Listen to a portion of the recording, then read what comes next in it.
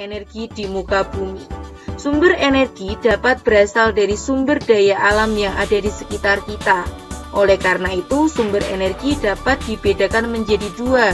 Yang pertama adalah sumber energi yang dapat diperbarui. Sumber energi yang dapat diperbarui adalah sumber energi yang dapat terbentuk kembali dalam waktu relatif singkat. Contohnya adalah matahari. Matahari merupakan sumber energi utama di bumi. Panas matahari sangat diperlukan oleh makhluk hidup. Manusia juga menggunakan energi panas untuk berbagai kegiatan sehari-hari. Contohnya, mengeringkan pakaian, mengeringkan gabah, dan sebagainya. Bagi tanaman, sinar matahari membantu proses fotosintesis.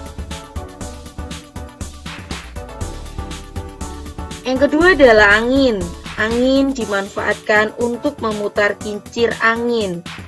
Angin akan menggerakkan turbin dan putaran kincir angin tersebut. Hal inilah yang nantinya menghasilkan energi listrik. Yang ketiga adalah air. Energi air dapat menjadi energi alternatif sebagai pengganti bahan bakar fosil.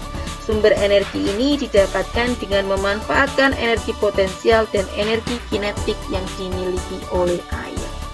Selanjutnya, yang kedua adalah sumber energi yang tidak dapat diperbarui.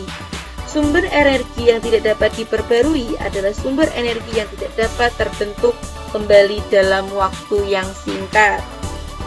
Contoh sumber energi yang tidak dapat diperbarui adalah minyak bumi, batu bara, gas alam, dan sebagainya. Minyak bumi berasal dari plankton dan jasad renik yang telah mati lalu terpendam di bawah permukaan bumi selama jutaan tahun. Batu bara berasal dari tumbuhan purba yang telah mati berjuta-juta tahun yang lalu dan mengalami perubahan menjadi arang akibat pengaruh alam. Sedangkan gas alam berasal dari jasad renik lautan, tumbuhan, dan hewan yang telah mati jutaan tahun yang lalu.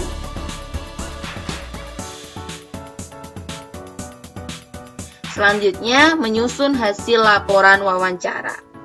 Masih ingatkah kamu apa arti dari wawancara? Wawancara merupakan salah satu cara untuk memperoleh informasi dengan mengajukan pertanyaan secara langsung kepada narasumber. Narasumber adalah orang yang menjadi sumber informasi dalam sebuah wawancara. Tahap wawancara. Yang pertama adalah tahap persiapan.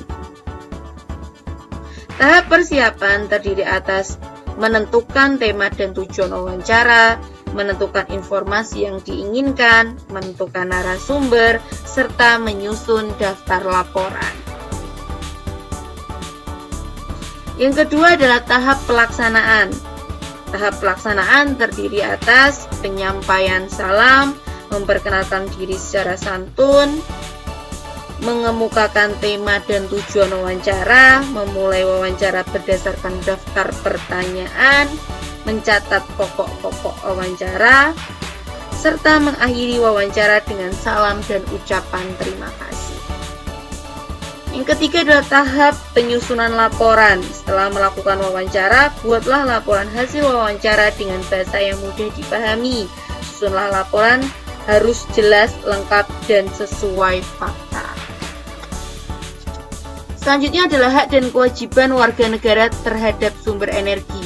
Kewajiban terhadap sumber energi. Sebagai warga negara, kita mempunyai kewajiban terhadap lingkungan dan sumber energi. Manusia dan lingkungan memiliki hubungan yang sangat erat. Karena besarnya pengaruh manusia terhadap alam, maka manusia berkewajiban menjaga alam dengan sebaik-baiknya. Berikut contoh kewajiban manusia dalam menggunakan sumber energi. Yang pertama, menghemat energi dengan menggunakannya seperlunya saja. Yang kedua, memanfaatkan teknologi dan peralatan yang ramah lingkungan. 3. Menjaga dan melestarikan ketersediaan sumber energi di alam sekitar. Dan yang keempat, menggunakan energi alternatif seperti energi angin, air, atau matahari untuk menggantikan energi yang tidak dapat diperbarui. Selanjutnya adalah hak memanfaatkan sumber energi. Kita pantas memperoleh hak jika semua kewajiban telah tunai. Hak mengelola energi diperbolehkan selama tidak melanggar undang-undang dan merugikan orang lain. Dengan demikian, jika kewajiban terhadap sumber energi telah dijalankan dengan baik, hak untuk memanfaatkan sumber energi pun dapat kita terima dengan baik. Terakhir, perilaku hemat dan boros energi. Berikut contoh perilaku boros energi dan hemat energi. Yang pertama, contoh perilaku boros energi adalah menghidupkan lampu pada siang hari. Contoh perilaku hemat energinya adalah mematikan lampu pada siang hari. Yang kedua, contoh perilaku boros energi adalah membiarkan peralatan elektronik tetap menyala meski sudah tidak digunakan. Contoh perilaku hemat energinya adalah mematikan peralatan elektronik jika tidak digunakan.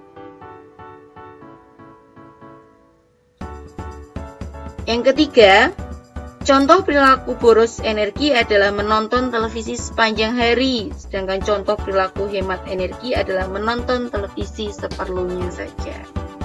Itulah yang dapat saya sampaikan, semoga bermanfaat. Wassalamualaikum warahmatullahi wabarakatuh.